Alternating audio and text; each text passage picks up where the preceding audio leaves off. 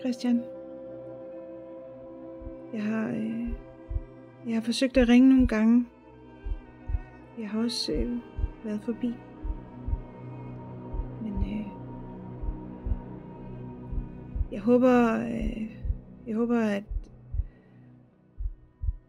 jeg kan kun forestille mig, hvordan du må have det lige nu. Det er så vigtigt, at du snakker med nogen om det. Du må ikke bebrejde dig selv. Husk nu det. Det er ikke din skyld. Ring til mig, vil du ikke nok?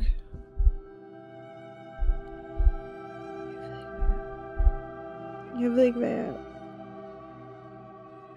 jeg håber, du siger ja tak til det med psykologen. Ring til mig, okay? Bare en eller anden form for livstegn.